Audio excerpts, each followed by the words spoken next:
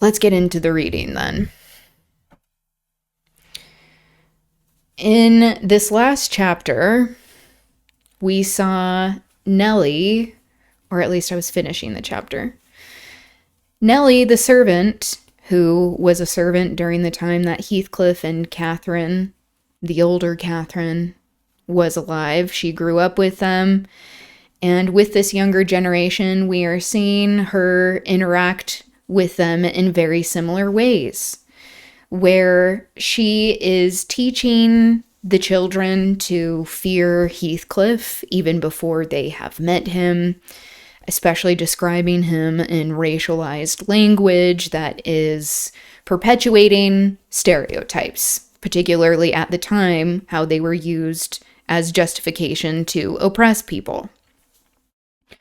So, as this younger generation, they're getting older, we saw that they met, and this was against the will of Edgar Linton, and the son of Heathcliff is named Linton.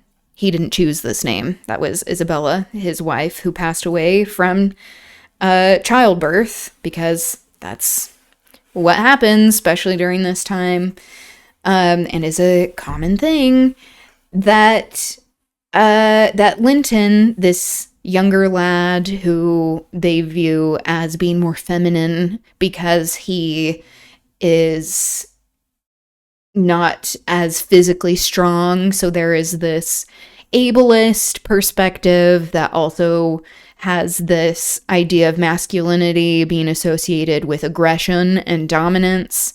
So, like, one of the things that's more revolutionary about the book is that it actually shows people not exhibiting these typical traits that are normally associated with masculine and feminine. That is a very colonized perspective of looking at gender. And in this last chapter, Kathy and Linton started exchanging letters because they weren't allowed to see each other after they met initially, and they start writing love letters as well. Nellie, the servant, discovers this and calls them trash, which is rude, and also completely discredits Kathy's feelings. There is this element of two classes not understanding each other and the problems that they're both experiencing, because Nellie's like, I have bigger problems, I have more real problems, this is your only problem in life. And now this is going to only encourage their courtship and desire for one another. Okay, so this is chapter 8. Summer drew to an end, and early autumn. It was past Michaelmas, which is another name for Christmas.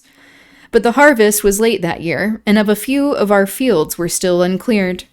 Mr. Linton and his daughter would frequently walk out among the reapers at the carrying of the last sheaves. They stayed till dusk in the evening, happening to be chill and damp. My master caught a bad cold that, settling obstinately on his lungs, confined him indoors throughout the whole of the winter, nearly without intermission. Poor Kathy, frightened from her little romance, had been considerably sadder and duller since its abandonment, and her father insisted on her reading less. Of course. He's like, don't be thinking. This is bad for you. And taking more exercise. She had his companionship no longer. I esteemed it a duty to supply its lack as much as possible with mine, an inefficient substitute, for I could only spare 2 or 3 hours from my numerous diurnal occupations to follow her footsteps, and then my society was obviously less desirable than his. On an afternoon in October, or the beginning of November, a fresh watery afternoon, when the turf and paths were rustling with moist, withered leaves, and the cold blue sky was half hidden by clouds, dark gray streamers rapidly mounting from the west, and boding abundant rain. I requested my young lady to forego her ramble because I was certain of showers. She refused, and I unwillingly donned a cloak and took my umbrella to accompany her on a stroll to the bottom of the park. A formal walk which she generally affected if low-spirited, and that she invariably was when Mr. Edgar had been worse than ordinary, a thing never known from his confession, but guessed both by Turning the page with my gloves. Oh boy.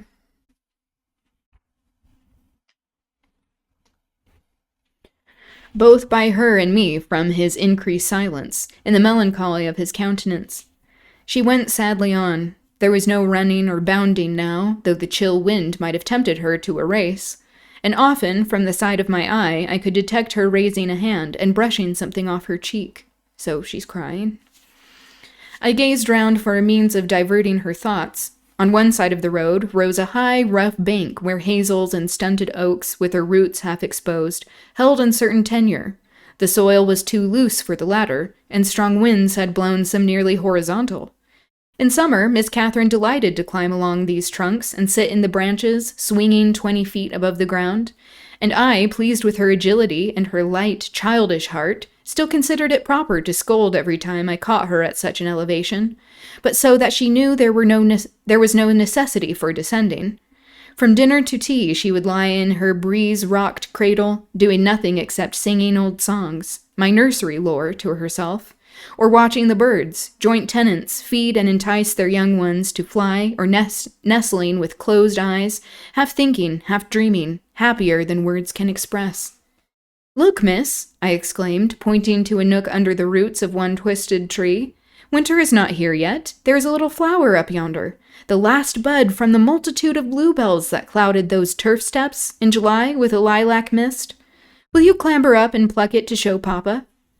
Kathy stared a long time at the lonely blossom, trembling in its earthy shelter, and replied at length, "No, I'll not touch it, but it looks melancholy, does it not, Ellen?"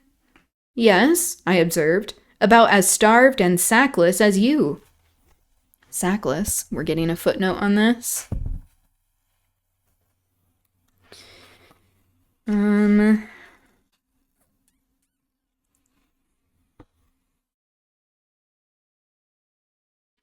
Where is this?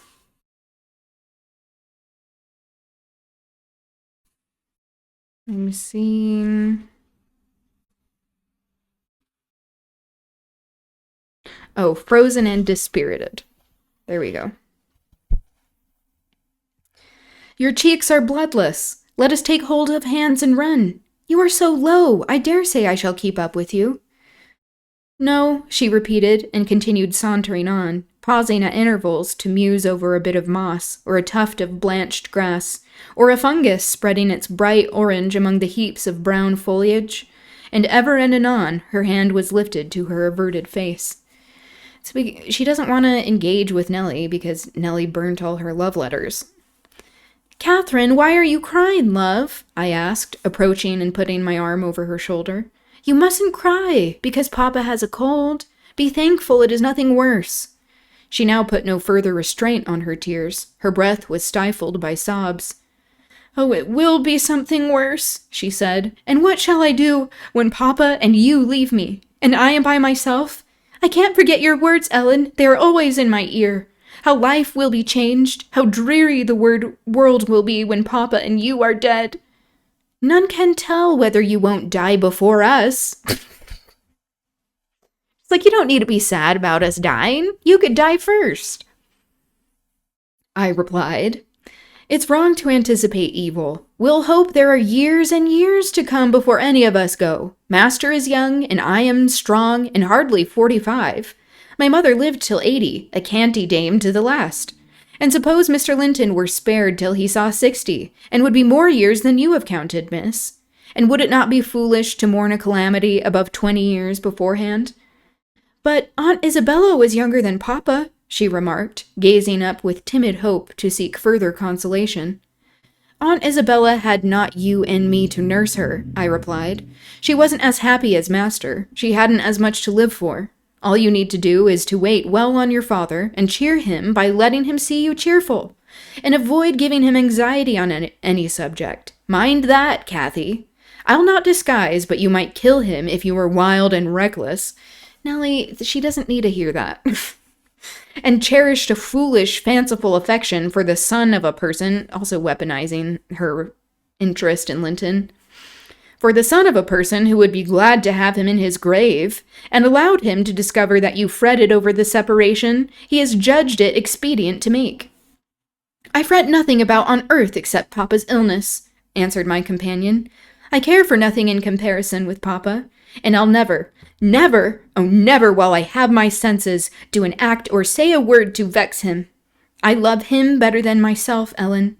That's kind of like what the older Catherine said, but it was about Heathcliff. Because I would rather be miserable than that he should be. That proves I love him better than myself. Good words, I replied, but deeds must prove it also. And after he is well, remember you don't forget resolutions formed in the hour of fear. As we talked, we neared a door that opened on the road, and my young lady, lightening into sunshine again, climbed up and seated herself on the top of the wall, reaching over to gather some hips that bloomed scarlet on the summit branches of the wild rose trees, shadowing the highway side. The lower fruit had disappeared, but only birds could touch the upper, except from Kathy's present station. In stretching to pull them, her hat fell off, and as the door was locked, she proposed scrambling down to recover it. I bid her be cautious lest she got a fall, and she nimbly disappeared. But the return was no such easy matter. The stones were smooth and neatly cemented, and the rose bushes and blackberry stragglers could yield no assistance in reascending. I, like a fool, didn't recollect that till I heard her laughing and exclaiming, Ellen, you'll have to fetch the key, or else I must run round to the porter's lodge. I can't scale the ramparts on this side. Stay where you are, I answered. I have my bundle of keys in my pocket. Perhaps I may manage to open it. If not, I'll go. Catherine amused herself with dancing to and fro before the door, while I tried all the large keys in succession. I had applied the last, and found that none would do. So, repeating my desire that she would remain there, I was about to hurry home as fast as I could, when an approaching sound arrested me. It was the trot of a horse. Kathy stopped dancing, and in a minute the horse stopped also. Who is that? I whispered. Ellen, I wish you could open the door, whispered back my companion anxiously. Oh, Mr. Linton, cried a deep voice, the rider's. I'm glad to meet you. Don't be in haste to enter. Oh, it's Heathcliff. I'm learning, so now I'm going to revert to his voice. I'm glad to meet you. Don't be in haste to enter, for I have an explanation to ask and obtain. I shan't speak to you, Mr. Heathcliff, answered Catherine. Papa says you are a wicked man, and you hate both him and me, and Ellen says the same. That is nothing to the purpose, said Heathcliff. It was. I don't hate my son, I suppose, and it is concerning him that I demand your attention. Yes, you have cause to blush. 2 or 3 months since, were you not in the habit of riding to Linton, making love in play, eh? You deserved, both of you, flogging for that. You especially, the elder, and less sensitive, as it turns out. I've got your letters, and if you give me any pertness, I'll send them to your father. I presume you grew weary of the amusement and dropped it, didn't you? Well, you dropped Linton with it into a slough of despond. Is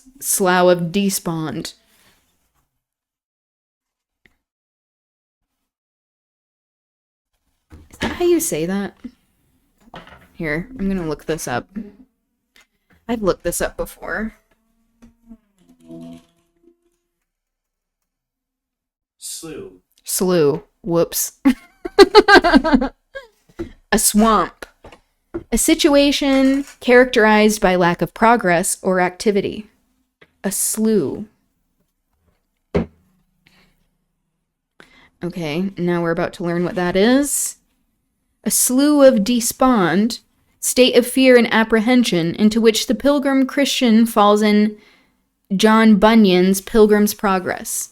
Pilgrim's Progress was like this little teaching book that was meant to like tell a story that was essentially Christian propaganda to help kids be obedient in a Christian way, defined by Christianity. Okay. He was in earnest. Hi, buddy. How was your dinner? This is Kit. Hi. It's good to see you. Where are you going? Hmm? Well, he's done his turnabout the room. And he's gone. Classic. Okay. He was earnest in love, really. As true as I live, he's dying for you. Breaking his heart at your fickleness, not figuratively, but actually. Though Hareton has made him a standing jest for 6 weeks, and I have used more serious measures and attempted to frighten him out of his idiocy, he gets worse daily, and he'll be under the sod before summer unless you restore him. So he's in poor health because you broke up with him, or broke things off, essentially. How can you lie so glaringly to the poor child? I called from the inside. Pray, right on. How can you deliberately get up such paltry falsehoods? Miss Cathy, I'll knock the lock off with a stone. You won't believe that vile nonsense. You can feel in yourself it is impossible that a person should die for love of a stranger.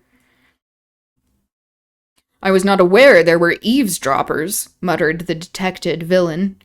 Worthy Mrs. Dean, I like you, but I don't like your double-dealing, he added aloud. I mean, that's fair. She hasn't been a loyal person. How could you lie so glaringly as to affirm I hated the poor child, in quotations, and invent bugbear stories to terrify her from my doorstones?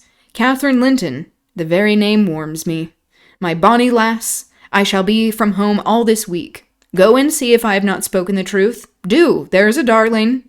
Just imagine your father in my place and Linton in yours. Then think how you would value your careless lover if he refused to stir a step to comfort you when your father himself entreated him. And don't from pure stupidity fall into the same error. I swear on my salvation he's going to his grave, and none but you can save him. The lock gave way, and I issued out.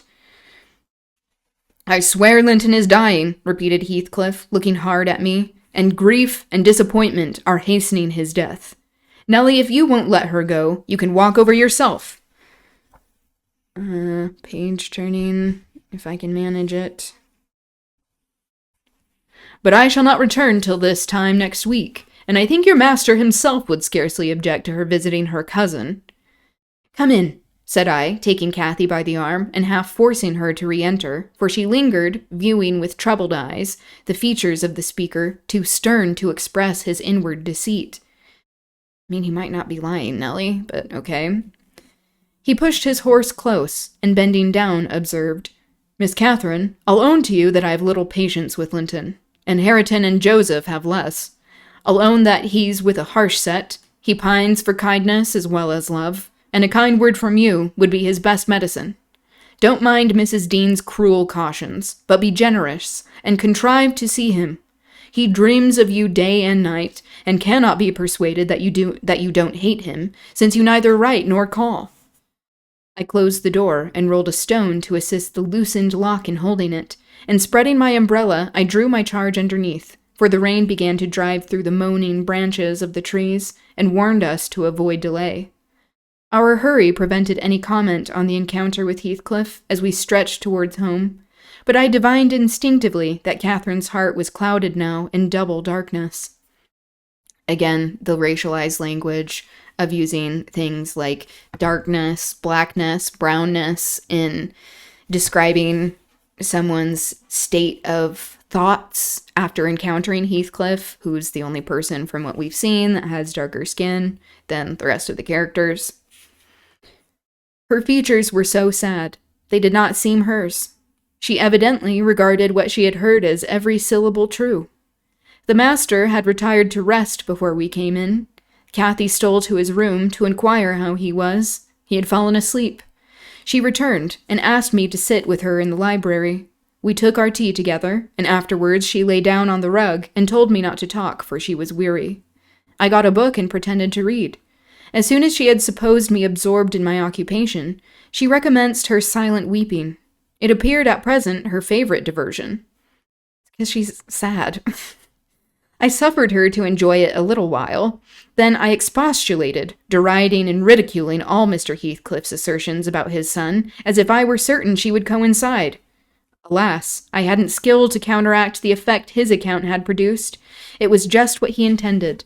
Yeah, and now because Nellie has always been this force of preventing Linton and Kathy from being together, of course she's going to listen even less to Nellie as time goes on because she is one of the main people keeping her away from him. Buddy? Hi. Hello. What's up? Hey. Come here.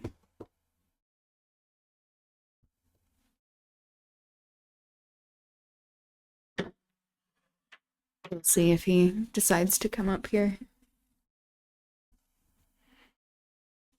This little bed is one that Juniper normally stays in and sleeps in.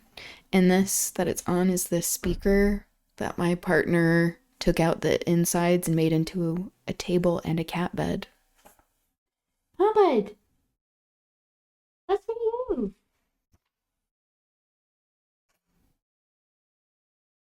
Okay, bye.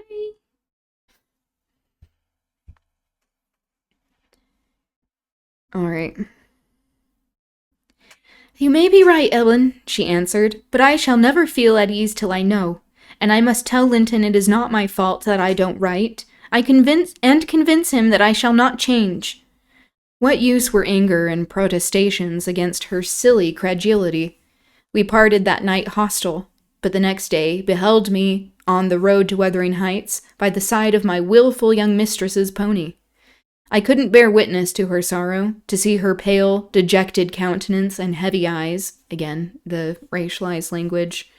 Like, oh, the sad white girl is now even sadder because of this brown-skinned man coming and ruining her life. It's like he's just existing.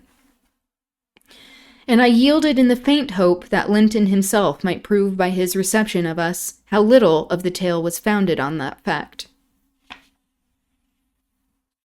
Okay. Done just in time. And that was a shorter chapter, so that ended up working out.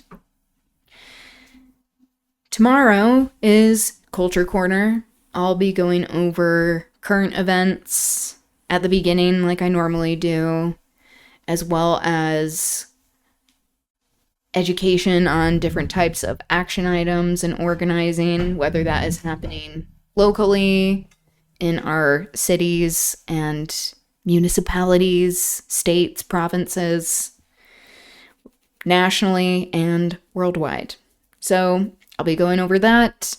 And then also talking about culture. It's Culture Corner, where I'll show a little bit of the art and culture that I've been excited about lately, and also read. Okay. That's going to be it for me today. But thank you for being here. It was great chatting with you all. I hope you have a good rest of your day, evening, wherever you are, and I will see you soon. Okay, bye.